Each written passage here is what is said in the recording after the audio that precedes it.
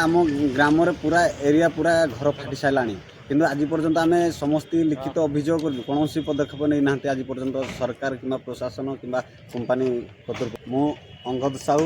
घर गोपीवल्लभपुर अरफ नानीछिड़ नाल्को विस्थापित एठी आम प्रशासन को बार बार अभियोग करुचु जे आम घर द्वार ब्लास्टिंग हो घर फाटी साराणी किंतु तार आज पर्यंत कौन पदक्षेप ने किंतु आज आमके निशा आईआईसीआर फोन माध्यम जणाइले जे तुमर या अच्छी काली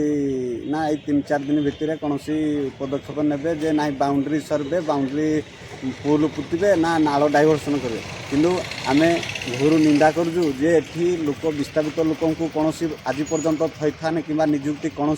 व्यवस्था न करी कि प्लट न दे किंतु जबरदस्ती बाउंड्री सर्वे करेंगे विथ नाल डाइवर्सन करेंगे किंतु ता परिप्रेक्षी आज आम कलेक्टर महाशय सब कलेक्टर महाशय एडीएम महाशय आमर एसपी महाशय को दाबीपत्र जनईचु जदि आगामी दिन में जबरदस्ती बाउंड्री सर्वे करती कि नाल डाइवर्सन करती आम घोर विरोध करूँ ब्लास्टिंग तो हूँ पूरा आम ग्राम पूरा एरिया पूरा घर फाटी साराणी किंतु आज पर्यंत आम समस्त लिखित अभियोग कौन पदक्षेप नहीं ना आज पर्यंत सरकार कि प्रशासन कि कंपानी कर्तृपक्ष केते दिन होलानी होउचे एठिकी 3-4 वर्ष हो गलानी ब्लास्टिंग करिवारे किंतु आस्ते आस्ते घर पूरा संपूर्ण भांगिवा उपरे काली सकाळे भी काहाकू माड़ी जाई पारे कि ये लोक भी मृत्युवरण भी करि पारନ୍ତି।